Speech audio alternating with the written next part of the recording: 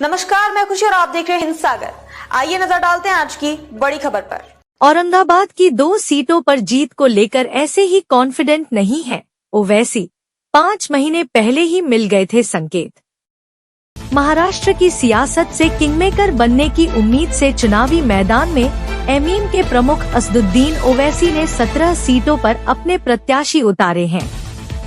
इनमें से 13 सीटों पर मुस्लिम उम्मीदवार अपनी किस्मत आजमा रहे हैं, तो 4 सीटों पर दलित समाज के लोगों को टिकट दिया है। एमआईएम ने मराठावाड़ा के औरंगाबाद की 2 सीटों पर अपने कैंडिडेट उतारे हैं और पार्टी प्रमुख ओवैसी ने दोनों ही सीटों पर जीत का दावा भी किया है। उन्होंने कहा कि औरंगाबाद से हमारे 2 विधायक जीत कर जाएंगे। बीजेपी की अगुवाई वाले महायुति और कांग्रेस के नेतृत्व वाले महाविकास अघाड़ी गठबंधन के बीच सिमटे महाराष्ट्र विधानसभा चुनाव में असदुद्दीन ओवैसी को औरंगाबाद की 2 सीटों पर जीत का कॉन्फिडेंस ऐसे ही नहीं आया, बल्कि 5 महीने पहले हुए लोकसभा चुनाव के नतीजे से ही संकेत मिल गए थे। यही वजह है कि ओवैसी पूरे आत्मविश्वास के साथ औरंगाबाद में जीत का दावा कर रहे हैं।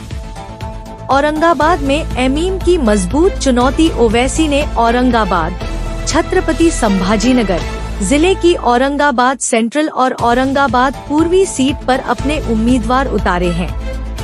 औरंगाबाद सेंट्रल सीट पर एमआईएम से नासिर सिद्दीकी तो औरंगाबाद पूर्वी सीट से इम्तियाज जलील चुनाव लड़ रहे हैं।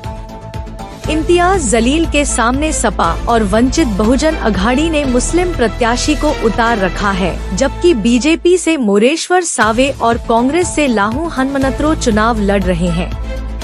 इसी तरह सेंट्रल सीट पर नासिर सिद्दीकी को वीबीए के जावेद कुरैशी से मुकाबला करना पड़ रहा है, तो शिवसेना यूबीटी के बाला साहेब थोराट तो शिंदे की शिवसेना से प्रदीप जायसवाल से फाइट है।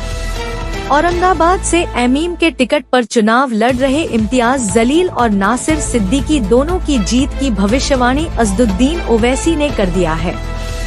ओवैसी ने कहा कि दोनों ही प्रत्याशियों की जीत तय है, क्योंकि लोगों को उन पर भरोसा है कि अगर एमआईएम के विधायक चुनाव जीत कर विधानसभा जाते हैं तो क्षेत्र के मुद्दों पर ध्यान देंगे।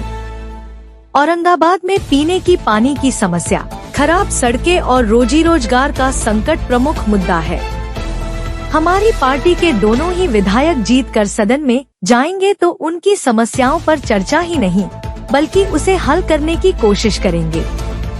ओवैसी क्यों कर रहे जीत का दावा? असदुद्दीन ओवैसी ने ऐसी ही औरंगाबाद की दोनों सीटें जीतने का दावा नहीं किया, बल्कि सोची समझी रणनीति के तहत दिया है। इन दोनों ही सीटों पर मुस्लिम वोटर निर्णायक भूमिका में हैं। 2024 के लोकसभा चुनाव में औरंगाबाद सीट से एमआईएम के टिकट पर चुनाव लड़ रहे इम्तियाज जलील को क्षेत्र के तहत आने वाली 6 विधानसभा सीटों में से सिर्फ 2 सीट पर ही बढ़त मिली थी। औरंगाबाद सेंट्रल और औरंगाबाद ईस्ट विधानसभा सीट पर महायुति और महाविकास अघाड़ी से ज्यादा वोट एमआईएम को मिले थे। वहीं औरंगाबाद की लोकसभा सीट के तहत आने वाली 4 विधानसभा सीट पर शिंदे की शिवसेना का पलड़ा भारी रहा था। उद्धव ठाकरे की शिवसेना यूबीटी से चुनाव लड़ने वाले चंद्रकांत खैरे को एक भी सीट पर बढ़त नहीं मिली थी। महायुति के प्रत्याशी संदीप पनराव भुमरे को 4,76,130 वोट मिले थे, तो इम्तियाज जलील को 3,41,480 को वोट मिले थे।